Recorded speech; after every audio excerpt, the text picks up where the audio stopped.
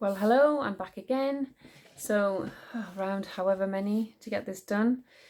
Chapter 21, continuing on. Her hands clutched at the slippery vines, desperately searching for a good grip as she started to drop. Her fingers closed around a thick vine and her whole body snapped again, her momentum taking her forward. She glanced at the vast darkness below, felt the chilled, stale air that wafted up from the emptiness. She twisted as she swung back, just in time to raise her legs to avoid the beast's claws. It roared its displeasure at having been cheated out of its prey, swiping at her from the edge of the abyss. Her momentum took her away from it again. Stephanie saw Skulduggery dragging himself along the floor, grabbing his limb, the shoe and sock still attached. He sat up, feeding the thigh bone through his trouser leg until it met his hip, twisted, and tested it, bending it towards him. He snatched, again, his gun from the ground beside him and got up, leaving the tunnel and moving up behind the creature as it continued to snarl and swipe at Stephanie. She was now just hanging there, swaying slightly on the vine, her heart no longer beating in her ears. She kept eye contact, trying to keep its attention on her, but the closer Skulduggery kept, the harder it became, until one kicked pebble caused the creature to turn. Skulduggery splayed his hand, but nothing happened, and Stephanie remembered Mr. Bliss saying that there were creatures in these caves who fed on magic. It looked like they were encountering just one such creature. "Damn," was all Skulduggery said, and he charged, firing point blank into the creature's chest, and then cannoning into it, driving it one step back. One more step, and the creature would go over. The beast slammed a huge fist down onto Skulduggery's shoulders, and he dropped to one knee. But he was up again, swinging a punch as high as he could, his fist barely grazing the creature's chin. He ducked under another swipe, moving like a boxer, swinging the butt of his gun against its ribs with little effect. Stephanie frowned and glanced at the vine she was holding. Was she moving? She looked back across as Skulduggery grabbed a handful of mane with his left hand and jumped straight up, bringing the butt of the gun down across the creature's face. The creature bellowed and took a step back, and its foot found nothing but emptiness. Skulduggery pushed away from it as it balanced there for a single moment, but there was nothing he could do to save itself. Skulduggery stumbled backwards as the beast fell into the abyss with a terrified howl. "Right then," Skulduggery said as he dusted himself off. "That took care of that." "I think I'm moving," Stephanie said as she felt herself being pulled gently up. Skulduggery stepped to the edge, his head jutting out slightly. Then, "Stephanie, that's not a vine." "What?" Stephanie said, staring at the thing she was holding. "Then what is it, Stephanie? Swing towards me. Hurry. Come on now, swing." She kicked out, starting the swing, forward and back, each arc bigger than the last, all the time being gently pulled upwards. "Let go," Skulduggery said, holding his arms out to catch her. She glanced below her as she swung, remembering the beast's howl as it fell, wondering if it hit the bottom yet. When she was at the peak of her next swing, she released her grip as she was in the air, falling towards Skulduggery. But the vine snapped out like a whip, wrapping itself around her wrist and yanking her back painfully. Skulduggery made a grab for her, but missed. And Stephanie was speeding upwards. "Help me!" she screamed. Feeling her arm was about to be yanked from its socket, she heard Skulduggery curse, but she was moving too fast and there was nothing she could do to stop herself being pulled up, and Skulduggery could only watch her vanish into the darkness. Chapter 22. The Sceptre of the Ancients. Stephanie was pulled up onto a ledge, then dragged over it. She tried tearing the tentacle from her wrist, but more slithered from the gloom, wrapping tightly around her. She reached back with her free hand and grabbed onto the ledge, but no use. Her fingers couldn't take the strain, and she had to let go, and she started sliding across the slimy rock. There was something up ahead, a grey mass of flesh, a growth that had spread unchecked, unchallenged, in this little dark corner. Tentacles were pulling her in towards the centre, where a large mouth gaped hungrily, like razor teeth, dripping with viscous saliva. Her free hand found a large stone, and she grabbed it, holding the sharp edge as she would a dagger, and brought it down hard. The stone cut through tentacles, and she pulled her arm free and was up, running. But more tentacles flexed and shot out. They found her legs, and Stephanie hit ground. She tried to kick out, but they tightened. There were tentacles everywhere. That thing, whatever it was, beat with a sickly pulse as it dragged her closer. She couldn't see eyes. All it was tentacles and mouth, which meant it operated by its sense of touch. Stephanie forced herself to stop struggling, fighting against every instinct within her. She relaxed her body, and although the speed at which she was moving didn't change, she felt its grip on her loosen slightly. The other tentacles stopped their approach, but they were already too close. They'd be on her in an instant if she tried to pull away. Stephanie lobbed the stone and it hit another tentacle and bounded away. Sensing another victim nearby, the remaining tentacles slithered after it, searching blindly through the shadows. Stephanie took a breath and reached for her ankles, waited until the grip loosened, and then grabbed the tentacles and ripped them away. She got up, but instead of running away, she ran forward, towards the thing with the mouth. She leapt onto it, over its gaping maw, and her boot almost slipped on its wet, quivering flesh. She jumped, her hands catching the ledge overhead. She hauled herself up as the tentacles snapped and coiled below, their movements becoming more and more frenzied as the thing searched for the missing prey. Stephanie didn't stop to rest. She got to her feet and hurried from the ledge into the gloom of the passage beyond. She fought off the sudden fear that she'd be lost down in these caves forever. It won't be forever, she told herself. If one of these monsters doesn't find me and kill me, I'll die of thirst anyway, within a few days. It's fine. Stephanie couldn't quite believe she'd just thought of that. Pushing all fears and doubts and being pessimistic, though probably realistic, thoughts to the back of her mind, she slowed her pace and concentrated on finding a way back to Skulduggery. And then she saw a light. She crept forward until she came to a balcony of rock overlooking a small cavern. She peeked down to see a half-dozen hollow men, one of them holding a lantern. Mr. Bliss didn't appear to have accompanied this little expedition. Serpine was there, however, standing in front of a small boulder, its surface flat like a table. On this boulder was a wooden chest with a large lock. Her heart lurched. He'd found it. She looked down. It wasn't that far to the cavern floor, a couple of metres. She didn't have a choice. She had to try. The hollow men had their backs to her, so Stephanie eased herself over the edge without being noticed and dropped to the cavern floor. The light from the lantern didn't reach this far, and the shadows enveloped her so that when one of the hollow men turned, its empty gaze passed right over the spot where she crouched. She waited until it had turned back before moving again. The darkness along the edges of this cavern was so absolute and her clothes so black that she could creep up next to her enemies without even being seen. She moved achingly slow, taking only the barest of breaths. She was sure Serpine would hear her heart thundering against her ribcage, but he was preoccupied with the chest. He tapped the lock with the skinless finger of his red right hand, and the mechanism rusted and snapped in an instant.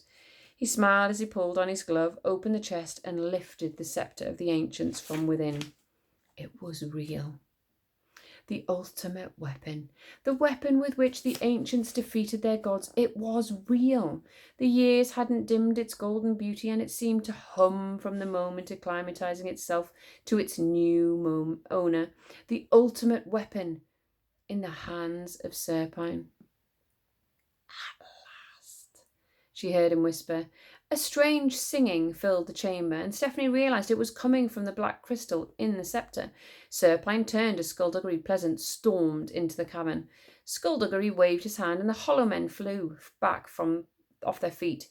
He crashed into Serpine, and the sceptre clattered to the ground. Serpine threw a punch, and Skulduggery ducked under it and moved in close, his hand snaking up to Serpine's shoulders and his hip twisting into him. Serpine pitched over and hit the ground hard. Stephanie crept through the murk, heading for the sceptre. The hollow men were starting to get up, clumping back to fight at the centre of the cavern. Skulduggery clicked his fingers, and Serpine was too close to dodge the fireball. It hit him square in the chest and enveloped him completely. The hollow men froze as their master wheeled about, engulfed in flame. His foot hit the sceptre and it skidded to the edge of the light and closer to Stephanie. Skulduggery splayed his hand, and Serpine hit the far wall and collapsed to the floor. Skulduggery put out the flames with a casual wave. Serpine lay where he was, his clothes smouldering, his flesh charred and horribly burnt. It's over, Skulduggery said. This is where your past catches up with you, where you'll die. And then impossibly a laugh, and Serpine sat up. That, he said, hurt. And as Stephanie watched, the burnt flesh started to heal itself, and hair regrew along the blistered scalp, leaving not even a scar. Serpine gathered purple vapour in his palm and threw it at Skulduggery, knocking him back. The vapour became a thin, snaking tendril that darted into the shadows, wrapping around the sceptre and yanking it into Serpine's hand, just as Stephanie reached for it. Skulduggery recovered, but it was too late to do anything. The sorcerer got to his feet, holding the sceptre, and smiled.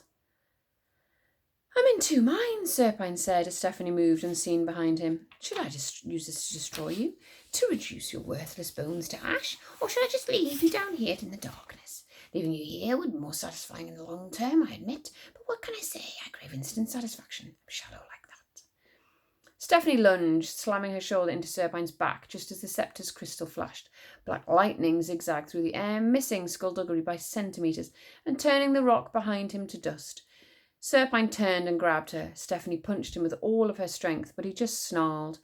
And then Skulduggery was there and the air rippled. Serpine went sliding across the cavern floor, but he was still clutching the sceptre. Skulduggery waved at the hollow men, and they hurtled backwards, and Stephanie felt a gloved hand close around her wrist, and she was dragged out of the cavern. Skulduggery sprinted so fast she just allowed herself to be carried along in his wake. He knew exactly where he was going, and within minutes they were at the stone steps, hurrying up out of the caves. They reached the cellar, and the key flew from the lock into his hand. The floor groaned and rumbled and closed shut. "Will that hold him?" Stephanie said. "He's got a sceptre," Skulduggery said. "Nothing will hold him now." As if to prove the point, the floor started to crack. "Move!" Skulduggery shouted. They bolted up the stairs, and Stephanie glanced back just as the floor vanished in a soft whump of dust and air. They plunged out of the house into the bright sunlight, the hollow men right behind. Stephanie was 3 steps from the yellow car when one of the hollow men grabbed her. Stephanie lashed out, her fingers tore into its face, and she ripped downwards, and a blast of foul air escaped. The hollow man stumbled back, clutching at its head, its entire body deflated until it was nothing more than papery skin being trodden on by its brethren. Another lunged at her, and Skulduggery tackled it, rammed an elbow into the side of its neck, and flipped over its shoulder. There was a movement to the right, and Tanith Lowe ran towards them, her sword clearing its scabbard. She came in fast, the blades twirling and glinting in the sun, sending pieces of hollow men fluttering into the air like confetti. Black lightning streaked from the doorway, and the canary car crumpled to nothing. Serpine stalked out of the house. Stephanie felt heat flare beside her face as Skulduggery started hurling fireballs. Serpine waved the first one away and dodged back to avoid the others. Stephanie was only aware of the other car when it screeched to stop behind her. The door opened and Tanith sheathed her sword, pushed Stephanie into the car and jumped in after her, and the car was moving again. Stephanie sat up in time to see Skulduggery hurl one last ball of fire and then turn and dive straight through the open window. He landed on top of her as the car swerved, and she felt his elbow against her head. The car again swerved and they separated. Trees zipped past outside, and she knew they were out of Serpine's line of fire. They passed the huge gates that led out of Gordon's estate, and Skulduggery righted himself. "Well," he said, "that were bracing." A familiar voice came from the front seat. "One of these days I won't be around to get you out of trouble, you know." Stephanie turned her head, saw the man in the bow tie behind the wheel, and beside him, in the passenger seat, China Sorrows, poised and perfect. "I don't know what you'd do without me, Skulduggery," China said. "I really don't." 23. Thoughts on dying horribly. The elders were not happy. Ekin, Meritorious, and Sagacious Tome spoke in hushed voices at the end of the sanctuary meeting room. Meritorious was calm but solemn. Tome was livid and panicking. Stephanie sat beside Skulduggery across the table. Tanith was cleaning her sword. She had something in her hair. "Tanith," Stephanie whispered. Tanith looked up. "You have something." She pointed to her own head as a hint. "It's a leaf or something." "Oh, thanks," Tanith said, and put her hand in her hair. She felt around until she found it and pulled it out. She examined it and frowned, looked closer, then her hand contorted in disgust, and she dropped it on the table. "Oh my God, what is it?" "It's a piece of hollow man's skin." Stephanie blanched. "Oh, that's disgusting." "It's in my hair," Tanith moaned, flicking the skin across the table. Stephanie recoiled and flicked it back, and Tanith started to laugh, but Skulduggery's hand came down, trapping it. He looked at them both. "4-year-olds," he said. "We're facing an unimaginable crisis, and I'm dealing with 4-year-olds. "Sorry," said Tanith. "Sorry," said Stephanie. Moana Crow and China Sorrows walked in, followed seconds later by Ghastly's Bespoke. "Did they find anything?" Skulduggery asked, standing. Moana answered, "The Cleavers have stormed every hideout and haunt we know, and they haven't found one trace of Serpine." "The news about the sceptre is spreading," China said. "There are rumours that he's bringing his old allies in from the cold." Meritorious and Tome joined them. If even one of the exiles returns," Meritorious said, "the balance of power will have shifted too much, will be overrun." "We need to get that sceptre from him," Tanith said. "See how he likes it." "It wouldn't work," China said, "even if we could get close to him without the crystal, warning him that we're near. He owns it now and no one else can use it while he's alive." "Then we kill him," Tome said. Meritorious looked to Skulduggery. "Excuse me. who nodded and spoke up. Unfortunately, killing Serpine is not as easy as it may appear. He should be dead right now. I don't mean wounded. I don't mean dying. I mean dead. But he healed himself. Stephanie frowned. He can't be killed. Everyone can be killed, Stephanie, Skulduggery said, turning his head to her slightly. That's the one great assurance. I haven't encountered one thing on this planet that I haven't been able to kill, and I'm not going to let him be the exception to me rule. We need to strike now, Morwenna said, before he can consolidate his power. How can we do that if we don't even know where he is? Sagacious Tome asked impatiently. But we might know where he is. Where he was, Skulduggery said. Last night I received a call from a gentleman who supplies me with information from time to time. A distinctive silver car was seen on Denham Street, near the docks. I made a call or two, established that almost every building on that street is being leased by a reputable firm. The one exception is a warehouse that has been leased to an individual, Mr. Howard L. Craft. Tom frowned. So? L. Craft, Lovecraft. Howard Philip Lovecraft wrote a series of stories commonly referred to as Cullith Mythos, about dark gods who wanted to rule the earth. Some historians claim that Mr. Lovecraft based his creations in part on legends he had heard about from the faceless ones. Tome made a face. That's your only lead? A trick name Serpine may have used? We don't have time to waste on such vague half-clues. We've got to act on what we know. Well, what exactly do we know? Morwenna asked. We know he has a half-lunatic scheme to bring back the faceless ones, but we don't know how he intends to do it. Mr. Bliss said the sceptre was nothing more than a stepping stone, Stephanie offered. This is a grown-up conversation, Tome said, exasperated. We don't need input from you, child. Tanith and China spoke as one. Don't call her child! Clearly, unused to admonitions from anyone who wasn't an elder, Tome spluttered a bit and his face grew redder. Stephanie did her best to hide her grin behind a mask of serene indifference. Tanith caught her eye and winked. If sceptre is a stepping stone, Skulduggery said, ignoring Tome's indignation, then he needs to use it to somehow retrieve the ritual he needs. Then it is our job to make sure that doesn't happen, Meritorious said. Skulduggery, on behalf of the Council of Elders, I apologise for not involving you in this when we found Serpine's surveillance team dead. I also apologise for not listening to your warnings. Serpine, would you have a backup plan? That's what makes him so dangerous, Skulduggery said. Maybe so. I'm afraid it's up to you and Miss Kane and whoever else you might need to try and find out what his next move is. I'm sorry for saddling you with that responsibility, but my fellow elders and I need to prepare for all-out war. Skulduggery bowed his head slightly. In that case, we'll get right on it. Thank you. Skulduggery wrapped the scarf around his head and put on his hat, then looked up at the serious faces around him. Cheer up, everyone, he said, a new brightness in his voice. Since we're all going to die horribly anyway, what's there to be worried about? Stephanie very much feared she was going ever so slightly insane, because she found herself agreeing wholeheartedly with this living skeleton she was now following out of the room. The Bentley was waiting for them when they left the sanctuary. It gleamed like it was glad to be back to its former beauty. Stephanie got in and sank into the seat. The Bentley smelled nice. It smelled how beautiful cars ought to smell. The Canary car hadn't smelled nice. It had just smelled yellow. It's good to have it back, Stephanie said when Skulduggery got in. They worked miracles on it. They really did. 2 days and it looks brand new. Skulduggery nodded. Cost me a fortune. It's worth it. Glad you think so. Also glad that I don't have to eat any time soon. Or at all. She smiled and looked at him. He was looking out of the windows. Neither of them spoke for a few seconds. What is it? She asked. I'm sorry. You're thinking about something. I'm always thinking about something. Thinking's what I'm good at. I'm very, very good at it. But you've just figured something out. How do you know? You hold your head differently when you've just figured something out. So what is it? It's just occurred to me. In the cave, the scepter's crystal warned Serpine that I were close, but it didn't warn him that you were right there beside him. She shrugged. Maybe it didn't see me as a threat. It's not like I could have hurt him or anything. That's hardly the point, Skulduggery said. We may have found a weakness in the ultimate weapon. Stephanie frowned. What? Remember what Oisin said, the nice man in the Echo Stone? The black crystal sang to the gods when an enemy neared, but it was silent when the ancients took it. So what? It thinks I'm an ancient? Technically, according to your father at least, you might well be.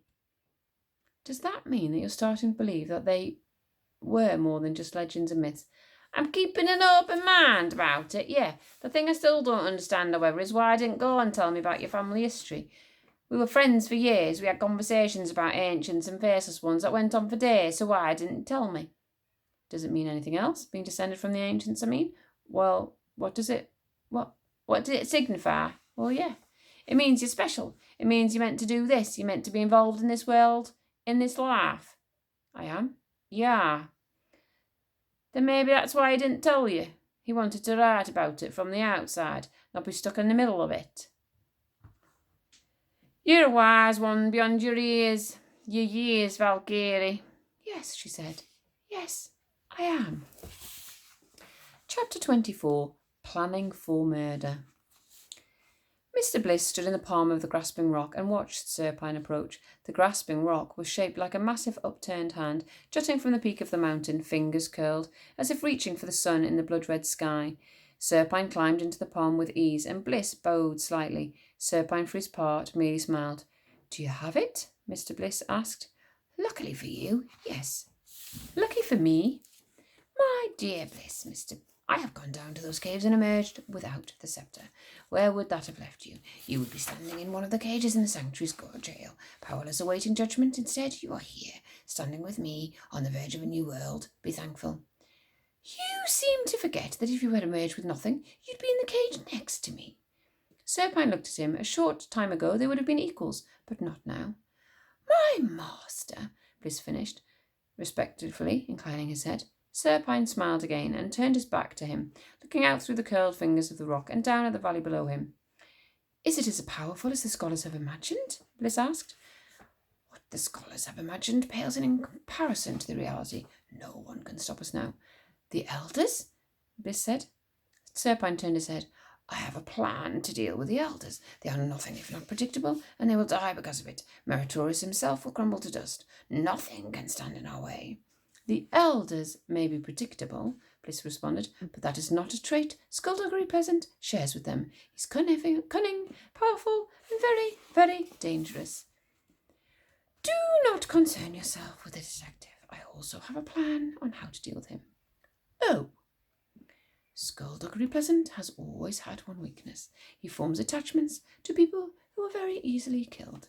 In the past it was his wife and child. Now it is this young girl that is with him, this Valkyrie Kane. He is only a threat to us if he is thinking clearly. You know as well as I do that once he becomes angry, his judgment is clouded. So, what do you intend to do? I have already done it. I have sent someone to cloud his judgment. In less than an hour, Valkyrie Kane will be dead, and Skulduggery peasant will trouble us no longer.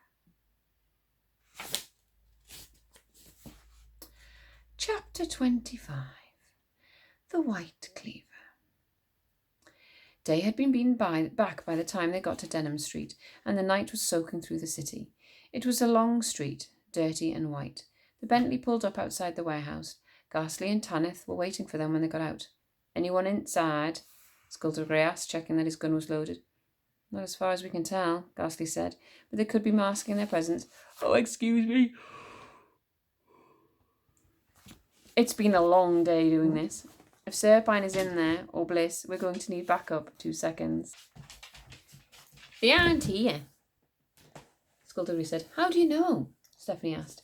Serpine used this place for something big and strange enough to raise a few eyebrows. He'd no eyebrows were being raised. He'd no idea about it, so he's already moved on. Then why are we here? You can only anticipate what someone is going to do if you know exactly what that someone has just done. They approached the single door, and Tanith put her ear against it and listened. After a moment, she put her hand over the lock, but instead of the lock breaking this time, Stephanie heard it click. How come you can't do that? Stephanie whispered to Skulduggery. It's faster than picking a lock and quieter than blasting the door down. He shook his head sadly. A living skeleton isn't enough for you, is it? What does it take to impress young people these days? Stephanie grinned. Tanith pushed the door open. Somebody else likes stories. And they went inside. The door led straight into the warehouse office, a dark, poky room with a desk and an empty corkboard. The place obviously hadn't been used by any reputable company for quite some time. The office had a door that opened out onto the warehouse and a grime-covered window that Stephanie peered through. Seems quiet enough. Skulduggery hit a few switches on the wall and lights flickered on. They walked out onto the warehouse floor. There were pigeons in the rafters, high above them, that cooed and hooted and fluttered from one perch to the next. They walked to the middle of the warehouse where an array of what appeared to be medical equipment was collected around on an operating table. Any ideas? She asked. He hesitated. Let's get the obvious out of the way. A lot of these machines would suggest that some kind of transfusion took place here. Tanith held up a tube, examining the residue within. I'm not a doctor, but I don't think this is the result of a medical research. A magic, then, Ghastly said. You can inject magic? Stephanie asked, frowning. Oh, dogs. You can inject fluids with magical properties, Skulduggery told her as he took the tube from Tanith. Before we had wonderful machines like this, it was a far messier project. Right, are you going to sit still or not? But the results were the same.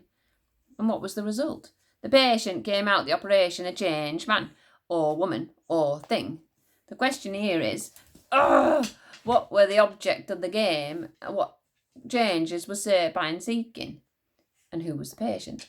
Patients, actually. Sorry. There are 2 sets of needles, 2 IV bags, 2 of everything, enough to take care of 2 separate operations. We'll take a sample back to Sanctuary, break it down, try to find out what it does. But for right now, everyone take a look around. What are we looking for? Clues.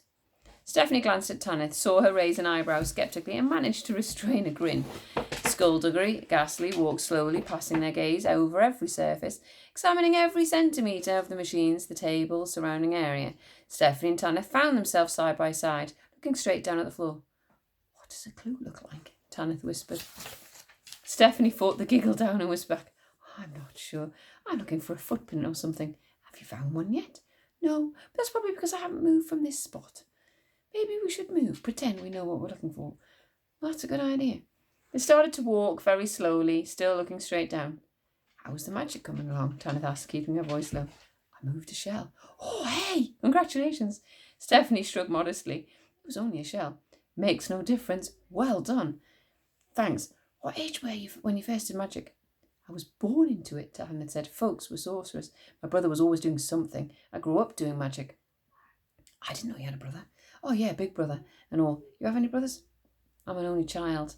Tanith shrugged. I always wanted a little sister. My brother's great. I love him to death, but I always wanted a little sister too. Share my secrets with, you know. Well, I wouldn't mind a sister either. Any chance of that happening? I can't see that it would be from my parents. I mean, they have the perfect daughter already. What more could they want? Tanith laughed, then tried to cover it up with a cough. Found something? Skulduggery asked from behind them. Tanith turned, looking serious. No, sorry. I thought I had, but no, it just turned out to be more floor. Stephanie hugged herself, trying to stop her shoulders from shaking with laughter. Okay, keep looking then. Tanith nodded, turned back and nudged Stephanie to get her to shut up. Stephanie clamped her hand over her mouth and had to look away when she saw Tanith's face straining to hold her composure. Cow, Tanith muttered, and that was it. The floodgates opened and Stephanie doubled over with laughter that echoed through the warehouse. Tanith pointed at Stephanie and backed away. Skulduggery, she's not being professional. Stephanie's laugh proved infectious, and Tanith was soon on her knees. Skulduggery and Ghastly just looked at them. What's going on? Ghastly asked. I'm not entirely sure, Skulduggery answered. They looked at Stephanie and Tanith and shook their heads. Women, they said together. Stephanie wiped the tears from her eyes and looked around at Skulduggery, and then something fell from the ceiling and landed behind the detective without a sound. Her laughter vanished as she stood. Behind you, she yelled. Skulduggery wheeled, gun in hand, and everyone froze. They looked at the man. His uniform, though identical in design to the Cleavers, was of startling white. Stand down, Ghastly said, as Stephanie and Tanith ran up to join them. We are working with the Elder Council. Stand down. The White Cleaver didn't move. What do you want? Skulduggery asked. A moment dragged by, and then the White Cleaver raised his arm and pointed straight at Stephanie. That's all we need to know, Skulduggery said, and fired, 4 shots to the chest and 2 to the head.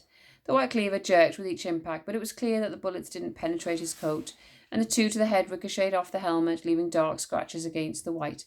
Damn, Skulduggery muttered. Stephanie stayed back as Skulduggery muttered.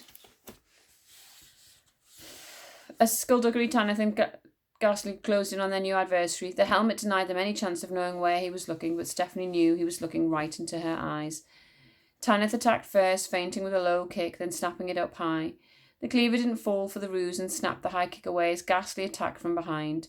The cleaver spun with a kick of his own that caught Tanith in the gut, and he ducked under the punch that Ghastly sent his way. Ghastly's fists blurred, but the cleaver absorbed the blows, and his hand shot out, catching Ghastly in the side of the neck. Ghastly staggered, and Skulduggery thrust out his palm, and the air rippled. But instead of being pushed backwards, the cleaver moved through the ripples without being affected. The uniform, Stephanie thought, unfazed. Skulduggery threw a punch that the cleaver caught. Skulduggery was flipped over, but when he landed, he had reversed the grip. His foot sneaked out, striking the cleaver's knee, and now Skulduggery was the one doing the twisting, and the cleaver was the one who was flipped. While he was in mid-flip, however, the cleaver got his free hand to the ground to cartwheel back to his feet. A pause followed, and Stephanie's three friends reappraised their opponent. Tanith took her sword from beneath her coat and slid it from its scabbard.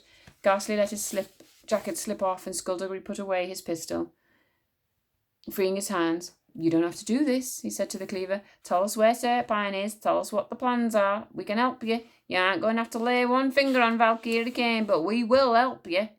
The cleaver's answer was to reach behind him and draw his scythe. Skulduggery grunted in dissatisfaction. The cleaver darted towards them before anyone could react, using the scythe like a pole vaulter to swing himself up, kicking both Skulduggery and Ghastly in the chest at the same time. They went stumbling back, and Tanith came in, sword flashing. The cleaver dodged back, whirling his scythe to parry the blade. Sparks flew as the metals clashed, sword against scythe, and such was the ferocity of Tanith's assault that the cleaver didn't notice Ghastly until it was too late. Ghastly's strong arms wrapped around him, pinning his arms to his sides, making him drop the scythe. Tanith moved in for the kill, and the cleaver's legs blurred in a crescent, his boot heel slamming into her wrist as she neared. She hissed in pain and dropped the sword, clutching her wrist. The cleaver rammed his heel into Ghastly's shin and whacked the back of his helmet against his nose. He kicked both legs into the air and over his head, slipping out from under him. His hands went to the ground, and he continued the movement, sending both boots into Ghastly's face. Ghastly fell back, and the cleaver held the handstand for a moment and dropped back to his feet as Skulduggery came at him. Skulduggery summoned fire and hurled 2 handfuls to the cleaver. The flames didn't catch him, but they did throw him back, and Skulduggery threw a lightning-fast jab that he followed with a right hook. He didn't seem to mind that he was hitting a helmet, and Stephanie noted with satisfaction the way their opponent was sent stumbling. The cleaver recovered quickly, however, and they started trading punches and kicks, elbows and knees, and she watched them block and lock and counterlock, all the while moving around each other in an elaborate but brutal dance. "Stephanie!" Skulduggery called out as he fought. "Get out of here!" "I'm not leaving you." "You have to! I taught you how to stop him!" Tanith snatched her sword off the ground and grabbed Stephanie's arm. "We've got to go," she said. They ran back the way they'd come. As they were passing into the office, Stephanie glanced back, saw the cleaver spin with a kick that sent Skulduggery to the floor. In one fluid moment, he got a toe under the staff of the scythe, flicked it up and caught it, and then he was running after her. Stephanie burst into the dark alleyway, and Tanith pressed her hand against the door as she closed it. Stephanie heard her mutter, "Withstand," and a polished sheen spread across its surface. "That'll hold them for a minute." They ran for the Bentley. The cleaver pounded on the door behind them, but it wouldn't open and it wouldn't break. The door stopped pounding. They reached the Bentley, and Tanith looked at Stephanie. "Do you have the key?" A window exploded high up in the warehouse's roof, and the white cleaver dropped and landed in a crouch in the middle of the alley, shards of glass raining down with him. Tanith stood between the cleaver and Stephanie, holding the sword in her left hand. She cradled her injured arm by her side. The cleaver turned his side slowly. Skulduggery and Ghastly leapt through the broken window. The cleaver turned, and Ghastly crashed into him. "Start the car!" Ghastly yelled. Skulduggery pressed the keyring, and the lock sprang open. With a beep, they all jumped in. The engine roared to life. "Ghastly!" Skulduggery shouted. "Let's go!" Ghastly slammed a punch into the cleaver and rolled to his feet, but the cleaver kicked out, and Ghastly stumbled. The scythe flashed, the staff whacking against Ghastly's jaw. He dropped to his knees. "Ghastly!" screamed Stephanie. Skulduggery opened his door, went to get out, but Ghastly raised his eyes and shook his head. "We're not leaving you!" Skulduggery shouted. The cleaver stepped up to Ghastly, ready to swing the scythe. "You've got to go," Ghastly said, ever so softly. He lowered his head and clenched his fist. His eyes closed. As the cleaver swung, the ground seemed to latch onto Ghastly's knees. It spread instantly, turning his legs to concrete. Then his torso, his arms, his head, his entire body In the time it took the scythe to cross the space between them, and when the cleaver tried to take his head, he could only chip at the neck. Stephanie instantly knew what he'd done. This was the last elemental power. Earth, the power Skulduggery had described as purely defensive, and purely for use as a last resort. The white cleaver looked directly at Stephanie as Skulduggery put the car in gear. They left them there, the white cleaver and Ghastly, and sped through the city streets. 26. The Last Stand of. Eakin, meritorious, waited in the shadow of Dublin's Christ Church Cathedral, watching the world go about its business. There were times when he felt guilty about hiding magic from the masses, when he felt sure that they would embrace the wonder and the beauty if only they were given the opportunity. But then he'd come to his senses and realised that humankind had enough things to be worrying about without a subculture that they might see as a threat to their validity. As an elder, it was his job to protect the outside world from truths that weren't yet ready to know. But when a crow walked up, her dark robes flowing over the grass, she was as clean and as elegant as the day he had first met her. "It's not like Skulduggery pleasant to be late," she remarked. Sagacious said he sounded urgent. Meritorious said he may have run into some difficulty. But when I looked round the corner of the cathedral to the busy street beyond the railing, the bright lights amber and yellow framed her face. She seemed almost angelic. "I don't like meeting on the home like this. We're too exposed. You should know better." "Skulduggery picked this place for a reason," Meritorious said gently. "I trust his judgment. He's earned that much at least." They turned as Sagacious Tome appeared beside them, fading up from nothing. "Sagacious," Morwenna said. "Did Skulduggery say why you wanted to meet us here?" Sagacious looked nervous as the materialization completed and he became solid. "I'm sorry, Morwenna. He just told me to make sure both of you were outside the cathedral." "This had better be good," she said. "We don't have a lot of time to spare these days. Serpine could strike anywhere at any time." Meritorious watched Sagacious smile sadly. "That's very true," Sagacious said, "and if I may, I just want to take this opportunity to let you know, in the times when we were friends, they were great times indeed." Morwenna laughed. "We're not dead yet, Sagacious." And then he looked at her and the smile turned to something else. "Actually, Morwenna, you are." The hollow men converged and Sagacious faded to nothing. Meritorious didn't even have time to register the betrayal before he saw Serpine striding towards them, holding the sceptre. He instinctively conjured a protective shield that made the air glimmer, but when the crystal flashed, the black lightning came right through the shield like it wasn't even there, and then there was nothing. The administrator charged through a crowd outside the Olympia Theatre, drawing a chorus of angry shouts and curses. He stumbled but managed to stay up, managed to keep running. He glanced behind. He couldn't see anyone pursuing him. He didn't think he had been seen, but he couldn't be sure. He had been standing by the car when Nefarian Serpine had appeared. He had seen Meritorious explode into dust and ash, and he saw the black lightning strike Morwenna Crow. She tried to rush her enemies. He had ducked down, terrified. Tome betrayed them. Tome betrayed them all. The administrator had abandoned the car and started running. He had to get back to the sanctuary. He had to warn the others. "I need a break. I'll see you in a bit."